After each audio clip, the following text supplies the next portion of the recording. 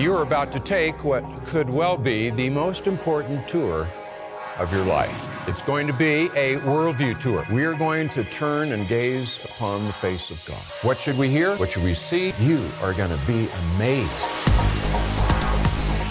Why did Jesus come into the world? Do you know who Jesus is? Do you know? From time to time, we're going to bring some experts into the classroom. The world is reeling with uncertainty. It's almost like it's in the air. Truth is fundamentally about who God is. We're challenged to either confront culture, to abandon it, or transform it. Is our culture filled with lies? This is a battle of worldviews. Do you really believe that what you believe is really real? Evil, what is it? Where did it come from? Why is it in the world? Who is God? Who is God? Who is man? What does God say about who man is? What takes us captive? What is insanity? What is the world's view of work? God is a God of social order. We're going to look at economics, art, media, music, and literature in this sphere of labor. We're going to look at the area of philosophy and ethics. Everything is about relationships. There is no direction you can travel in which God has not spoken. I want us to look at the answers that we get from both Christians and non-Christians.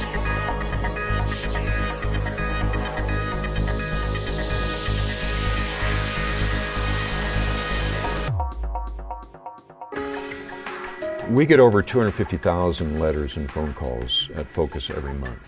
And if you were to listen in on some of those, it would make your heart break.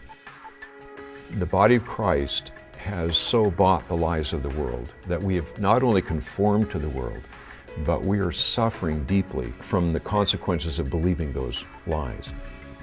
We have become convinced that the only long-term solution to this problem is to rebuild those foundations, to build again that comprehensive biblical worldview within God's people.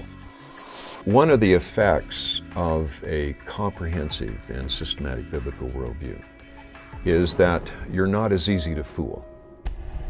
The effect we want to see upon people's lives is that they have that ability to discern and to be able to fend off those lies and the illusions that bombard them from every quarter of life.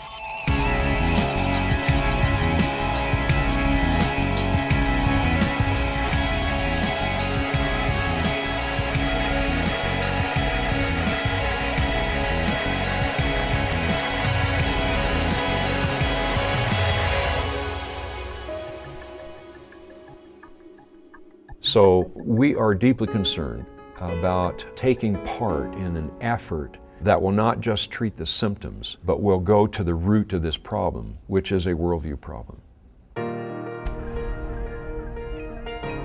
The vision of the Truth Project, first and foremost, is that God will perform a deep transformation within the lives of those people who go through the study. It's a transformation that will radically change the way they view the world and the way they live their life. It's a change that is permanent. It's not an emotional experience. How does it happen? Well, for sure we know that it doesn't happen because of anything we do. That kind of a transformation only occurs when God does His work within the heart and mind of an individual. And that is why this whole project is going to be resting on a platform of prayer, because we recognize that what we seek here doesn't simply come because we got a really neat product. It comes because of the work of God.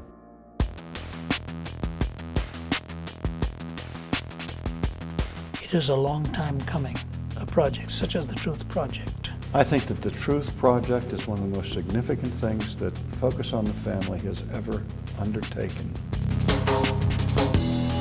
Of all the issues today, you could boil them down to half a dozen, but unquestionably, truth would be major. The question of truth and training minds in how to approach truth is of importance that cannot be gainsaid. What is the definition of the present? This is what's happening, man, right now.